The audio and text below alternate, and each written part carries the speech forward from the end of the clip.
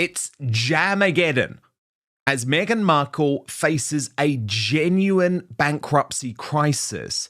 And I believe the total collapse of this disastrous business explains why she now wants to return to the UK with her tail between her legs. So this is the new matcha product launched this week. Looks utterly revolting. But Julia Sugarbaker revealed, seriously, the girl spends all her time on TikTok stealing ideas.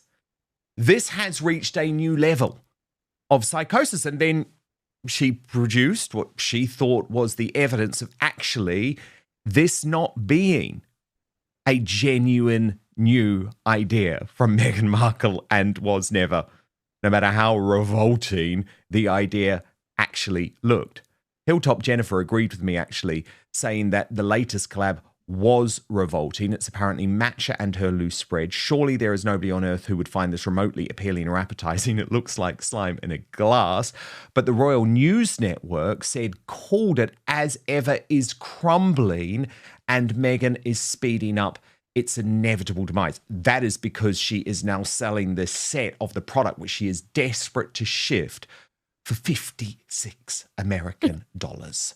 And this is now a full-on crisis, with Women's Day in Australia revealing that insiders are now fearing bankruptcy because nothing can save this business. Sources telling the magazine that there are murmurings in Hollywood that As Ever could be bankrupt by the end of the year if it does not manage to sell through the stock. A source telling the magazine in Australia, Meghan just can't move enough product and she can't expect to sell things at full price with shortened expiration dates. Unless she and Harry have some miracle up their sleeve, there might be no saving this business. She should hold a sale, but she knows she's going to be wrecked over it. It's kicking the can down the road because it's TikTok on that As Ever stock. And you will remember it was just a few months ago when Meghan was playing businesswoman to Bloomberg, of all places, saying, I've got $1 million, we're going to sell them all. Is Meghan Markle's biggest business venture facing its toughest challenge yet? Fresh reports are making explosive claims about the future of As Ever, Meghan's lifestyle brand, with speculation swirling over potential losses and growing questions about what comes next. At the same time, new reports are reigniting discussions about Prince Harry and Meghan's relationship with the UK and the royal family. Could these stories be connected? Is As Ever simply experiencing the growing pains that many new businesses face? Or are these headlines a sign of deeper challenges ahead? Stay with us, because this story is about much more than one company. It's about reputation, reinvention, and whether celebrity alone is enough to build a successful brand. When Meghan Markle launched As Ever, expectations were enormous. The Duchess of Sussex already had global name recognition, millions of followers, and one of the most talked-about public profiles in the world. Many believed that almost anything associated with Meghan would attract immediate interest. But building a long-term business is never easy. Even the biggest celebrities have discovered that fame doesn't automatically guarantee commercial success. And now, fresh reports and online commentary are raising new questions about the future of Meghan's latest venture. According to recent reports and speculation, questions have emerged regarding the performance of As Ever and whether the company may be facing significant challenges. The reports quickly triggered intense debate online. Supporters of Meghan argue that every new business faces obstacles and that early setbacks are common. Critics believe the reports raise important questions about the long-term sustainability of celebrity-driven brands. Importantly, many of the more dramatic claims circulating online remain unconfirmed and have been heavily debated by commentators. But that hasn't stopped the story from dominating headlines. Because whenever Meghan Markle's business ventures are involved, people pay attention. But here's where the story becomes even more interesting. Because this may not really be about money. It may be about expectations. Well, it is. And you didn't listen to Netflix, and now they've walked away. And Alison Boshoff has coined this phrase jamageddon because of the £3.7 million worth of stock. Royal YouTube sensation, according to Taz, back with Tash. Seriously, This is now a huge concern. And I think it does explain why she is now desperately thinking, well, actually, could the return to the UK, if it happens, and I know you've got lots of doubts, but if it does happen, could that be a way to try and get rid of this product because nothing else is working? I mean, I think the writing was on the wall from the beginning. I don't think anybody ever thought that this was going to be a runaway success. And, in Bloomberg, I watched that interview and they even said Bloomberg had to do a little over edit where they said that we have asked Meghan to give us her sale figures, but she won't. And that to me tells you everything, doesn't it? If she's saying, oh, yeah, no, it's so successful, it's so huge, it's absolutely flying off the shelves, people can't get enough of it, but I'm not going to hand you over my sales figures. It makes you think perhaps she's being as loose with the truth as that source is just runny goopiness. It's disgusting. It looks horrible. I mean, I really don't understand how Meghan can keep pushing that she's such a success at everything. I cannot believe the amount of people that gave her the airtime. Bloomberg, women of power, women of fortune, Time. They had an interview with her on the stage and they're talking to her like she has been running a successful empire for decades or even 5 years. I mean, she got all of these interviews where they do generally talk to CEOs of big companies, huge power players, people with, big influence. And Meghan is none of those things. And yet they had her on, allowing her to push this narrative that she is, this jam mogul. And she's really, really not. And I think it will be wrapping up soon because this is round about the sort of time that Meghan spends on anything and she gets bored and she goes on to the next new thing. I think that even the promotion that she's been doing from As Ever has been so completely bizarre. I mean, the photographs that she does are just true narcissism. It's just of herself. But I don't think she's really done a lot marketing wise. The fact that she is saying that it's doing so well, they've had all these extra hits on the internet. I mean, obviously, Jack Royston said, somewhat different, but she just seems to push her version of events out there and be damned if any of it's true. And I think it is in trouble. And I think it was in trouble from the moment that she said that she was changing it from American Riviera Orchard to As Ever. It's not that I wanted to see her fail. If she can become $1 million jam mogul, perhaps it means that they will stop their games with the royal family. But they're obviously not going to stop those games. They're just ramping up again. And it's honestly, it's Tash, just that is inevitable. such an important point. It is such an important point, and it is one actually that I reported quite some time ago. The reason that King Charles and Prince William genuinely want the business to succeed, genuinely wanted the American project to succeed, is so that they didn't come back, so that they weren't an ongoing issue. So that Harry didn't come with the begging bowl, please, sir, can I have some more Oliver Twist style? They knew that was coming, Tash. So actually, weirdly, despite the ongoing feud and despite the fact that Prince William absolutely believes these two should stay in exile, he was rooting for commercial success for them because it meant that they would stay out of the royal family's hair. And in some ways, the collapse of the business, while we all look at it and say, well, this is hubris, this is karma, it actually creates a lot of issues for the British royal family. But I want to go into some of these figures from this Alison Boshoff deep dive because I think it's really important to show quite how disastrous what is coming is going to be. Because Boshoff reports that behind the PR-approved images, a looming crisis brews, one which rather belies her image as a global power player.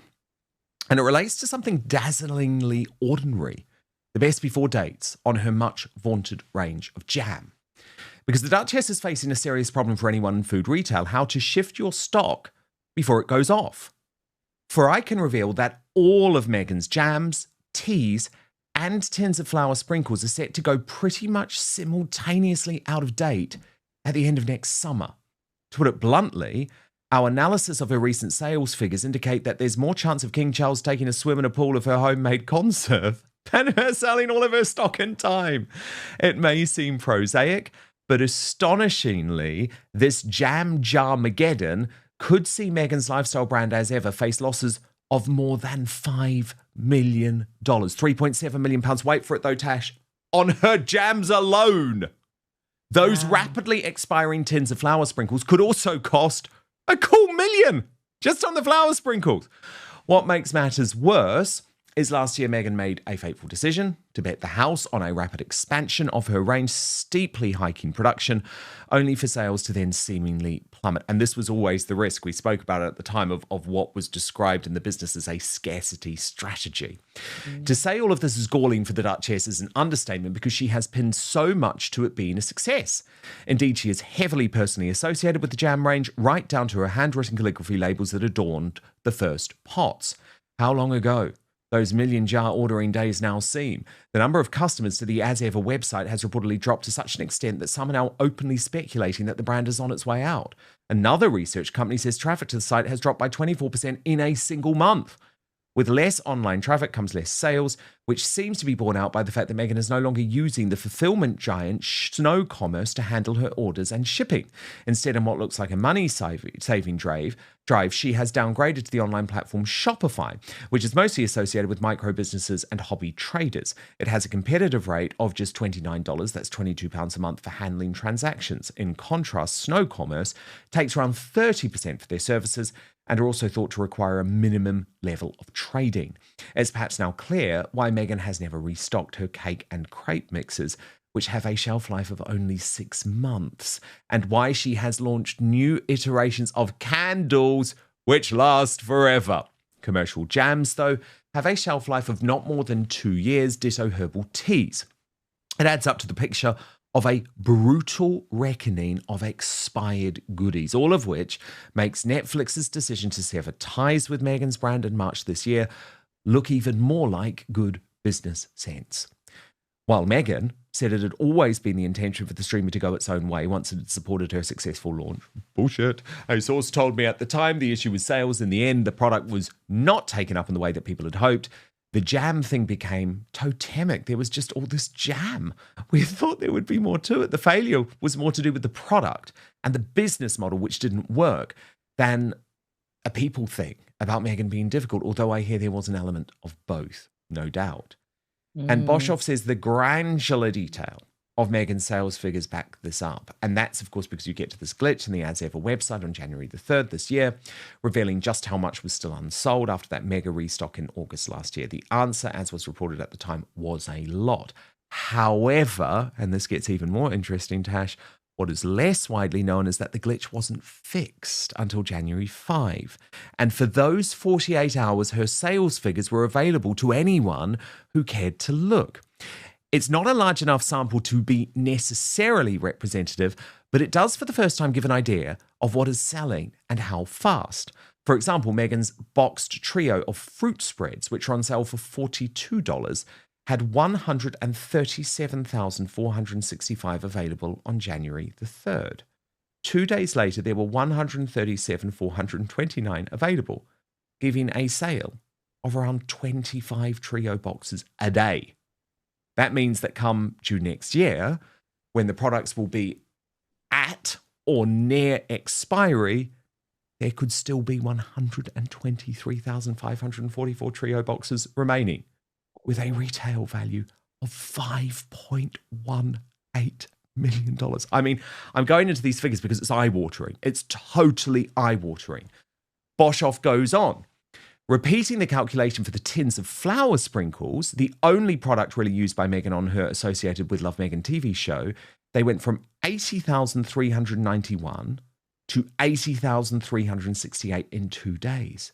Selling around, I'm too embarrassed to say it, Tash, 11 tins a day. That would leave 74,340 unsold tins next June, with a retail value of $1.2 million. Happily for Meghan, much of the retail value of her inventory lies in her expensive wines. The figures indicate that she has 6,871 bottles of Napa Valley Brut, 46,428 of Sauvignon Blanc, and 23,972 bottles of rosé. That represents a retail value of more than $3 million, which will still be good to sell next summer and beyond. Variety magazine reported in March that she had $10 million in unsold as ever stock, and these figures would certainly fall into line with that. So can the brand continue under such pressure? So it gets even more intriguing. Boshoff says, I can reveal that Netflix, originally her partner in the business and her only investor, amputated its ties with her so thoroughly that all inventory, meaning any unsold stock, was handed back to her in January, some 3 months before they announced that they were done working with her. It means that Meghan's business will have to absorb and deal with the coming losses entirely on its own. No backup, no help from Netflix. Sources confirm that Netflix has no remaining financial interest in flogging her stuff. Significantly, Meghan's representatives do not demur at the idea that much of her inventory will be unsellable from the end of next summer because it will have expired. Meanwhile, a visit to her godmother's bookstore in Montecito, which is still the only physical retail store stocking her products, confirms that the teas and sprinkles are indeed all going out of date at a point between June and September 2027. An order of jams to an address in the US this week appears to tell the same story.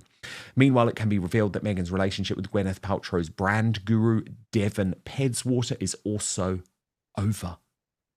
So it just gets so much worse by the day. And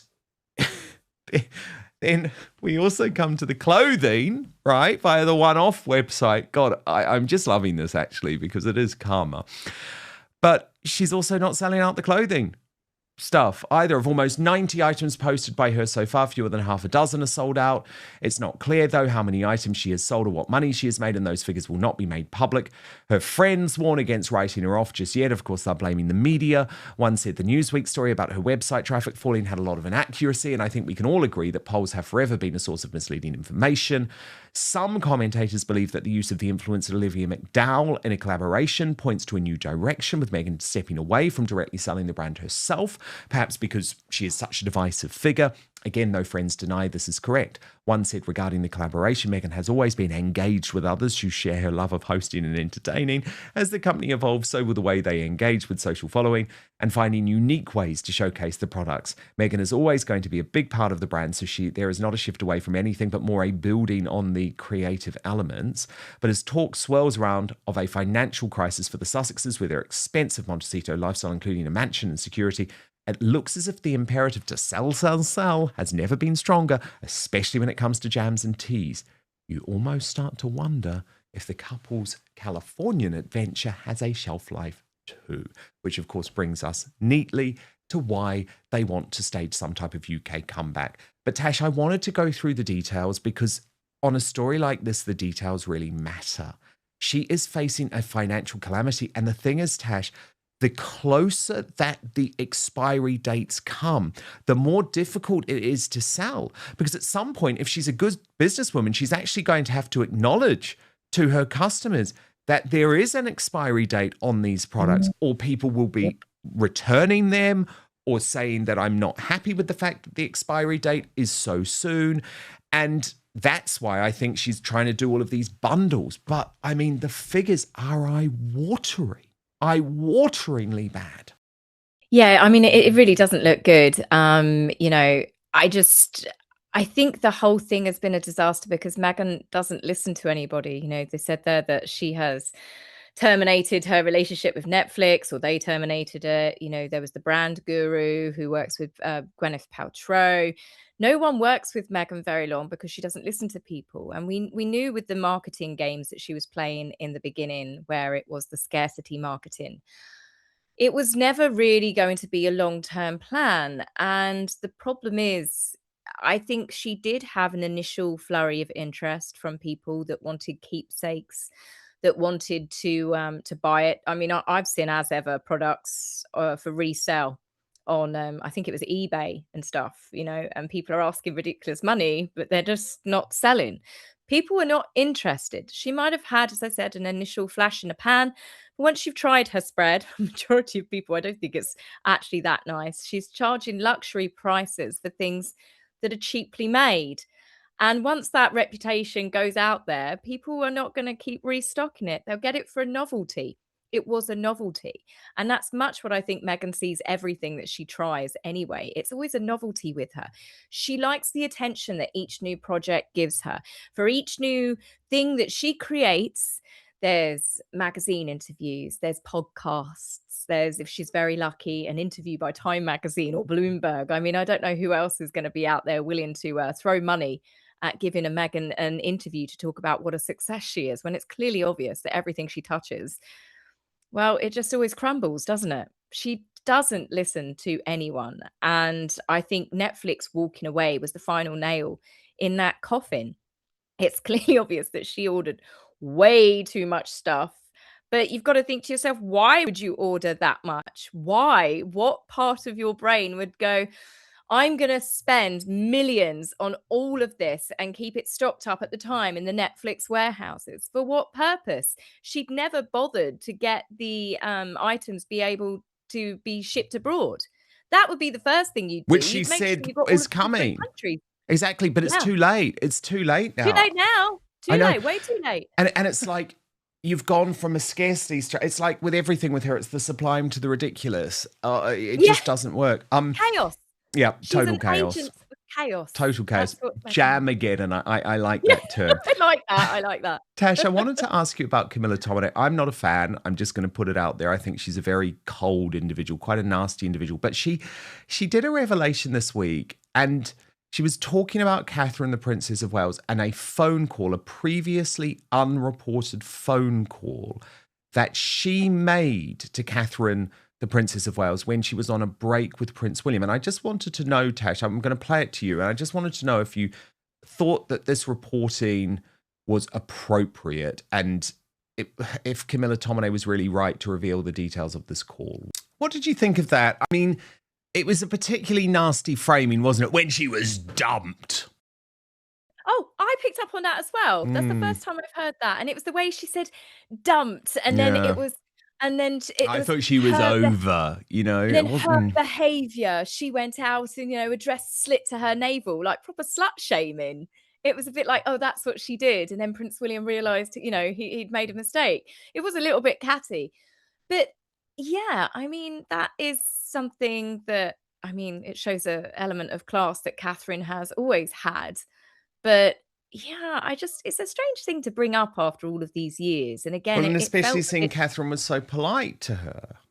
Yeah, and maybe that's what Camilla was trying to say there, that she was actually taken aback at how classy Catherine was back then, but maybe not tell the story about how she was dumped and her behaviour was to go out with an ex-boyfriend. And I mean, the shock, the horror. I mean, she was what, 20, in her early 20s then?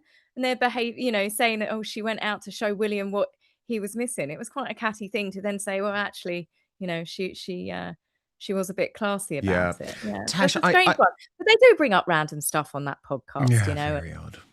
The expectations surrounding Meghan have always been enormous. As a former senior royal and one of the most famous women in the world, every project she launches attracts extraordinary attention. The challenge with that level of attention is that success is often expected immediately. But building a brand takes time. Consumer habits change. Markets evolve. And many businesses experience difficult periods before eventually finding their footing. That's why this latest debate has become so fascinating. Because it raises a bigger question. Can a celebrity brand thrive under such intense public scrutiny? There is also a very human side to this story. Starting a new venture is difficult for anyone.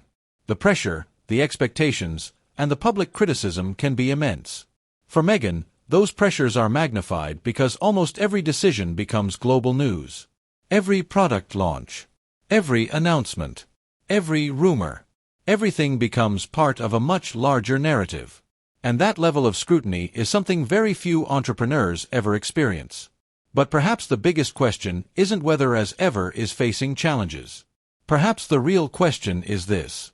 What does success actually look like for Harry and Meghan today? Since stepping away from royal duties, Prince Harry and Meghan have worked to create a new life outside the monarchy. That journey has included media projects, charitable initiatives, and business ventures. Some projects have been successful. Others have generated criticism and debate. But one thing remains undeniable. The Sussexes continue to attract enormous public interest. And that's why every story involving their professional lives quickly becomes headline news. Because people aren't simply watching a business story. They're watching the next chapter in one of the world's most famous modern royal narratives. Perhaps the most fascinating aspect of this latest controversy isn't the reports themselves. It's the reaction. Millions of people remain deeply interested in what Harry and Meghan do next. Will as ever grow and overcome its challenges? Will the Sussexes continue building their independent life outside the monarchy? And what role, if any, will the UK and the royal family play in their future plans? For now, those questions remain unanswered. So, is as ever facing a temporary setback? Are the latest reports being overstated? Or does this story reveal the unique pressures that come with building a business under the world spotlight? Only time will tell. But one thing is certain. The story of Harry, Meghan, and their post-royal journey remains one of the most closely watched narratives anywhere in the world. Do you think celebrity brands can survive difficult periods and bounce back stronger? Or do early challenges often shape their long-term future? Let us know your thoughts in the comments below. And if you enjoy royal news, palace drama, and in-depth analysis of the biggest stories involving Harry, Meghan, William, Catherine, and King Charles, don't forget to subscribe and turn on notifications. Because the next royal headline could be even more surprising than this one.